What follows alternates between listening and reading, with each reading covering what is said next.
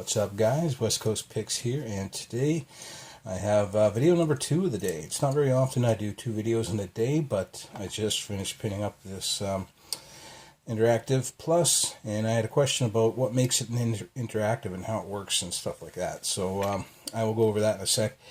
But just so this isn't just a non-picking video, I'm going to pick this Buffo Euro cylinder sent to me by Potty314.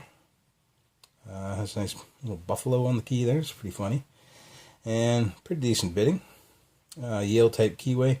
And it looks like the key is close to breaking, so I'm going to have to be careful with this lock. Maybe it's not a standard Yale, so maybe try to find blank to recut it.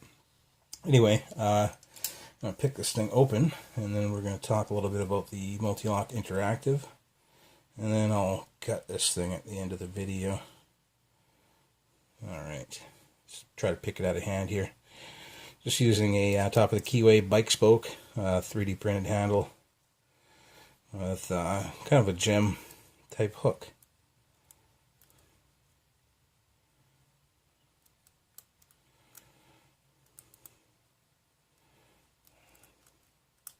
So like 4, 3 and 2, and then 1.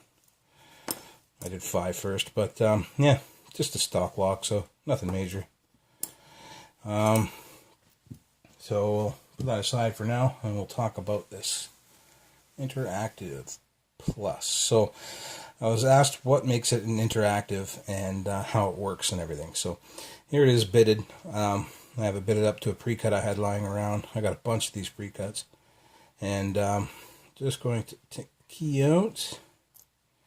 And we'll start with the key section. So interactive is this little floating element on the key here. I'll focus in so we can see what I'm talking about.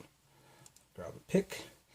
So you see this little element right there, and you see how it moves around. I can push it up from the bottom on both sides because it's a reversible key, so you should be able to move these from both sides, which you can. And what happens is there is a spring-loaded pin. And this one happens to be in the second position. As you can see from the cuts here, you have 1, 2, 3, 4, and 5. They're all pin and pin. But this one, because it's a floating element, there's a pin in the bottom of the chamber, or the plug, that pushes up on that floating element. And you see how it sticks up about 1 millimeter further than the rest of the key, and that is so you can get an actual higher cut than is possible on the key. And it's good for key control, and it makes it harder to pick too because it's actually up higher than all the other pins. So it is a little floating element there, and like I said, it's double-sided, so there's one on the other side too. Remember, pushes it up from the bottom. So in the cylinder itself, so you can see in there, there's that little spring-loaded, you can just see them right there, little spring-loaded pin that pushes up on the bottom of this floating element. And that's how it works. So that pin in the bottom pushes up on this and causes the pin to lift higher than it normally could with a key, because normally the key does not go that deep. And that's mainly for key control, but it also puts the cut a little higher up and makes it a little harder to set. So obviously I picked a high cut, very high cut, like higher than normal because it's the interactive element, behind one of the lowest cuts you could find. So I went through all my pre-cuts, and I found the lowest cut before the floating element, which means it's going to be hard to set that without oversetting that. I did that on purpose. I might try to repick it, but I'm not going to do it on camera because I've already picked this lock once. So put it all back together, and we get our key in there. And because everything's pinned right, the floating element pushes the pin up to the right height. If that floating element wasn't there and there was no spring-loaded pin in the bottom of this chamber in the plug, that would be down further. So anyway, we have it all together. get our lock back together here. I probably should have, good. I was going to say I probably should have shimmed it, but anyway, as you can see, totally works now. And it works good. So I'll just get this thing back together, and I got a nice working multi-lock. But as promised, the rest of this video I'm going to gut this Buffo. It's still picked. I can find my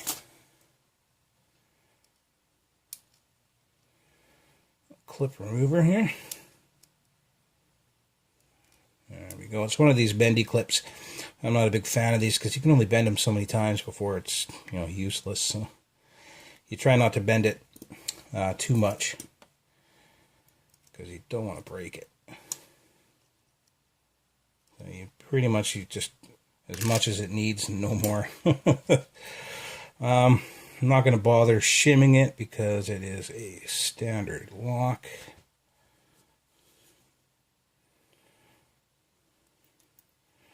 We got all 5 pins in.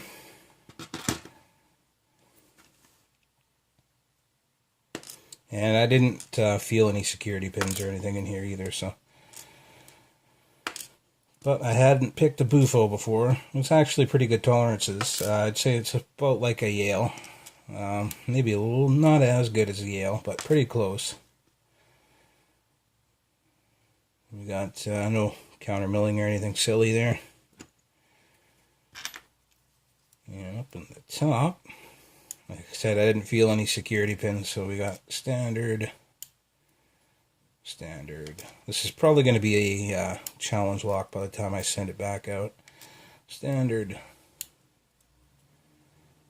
I'd like to recut a key for it if I can find a blank. I don't think that's a regular Yale, but and standard. So all standards.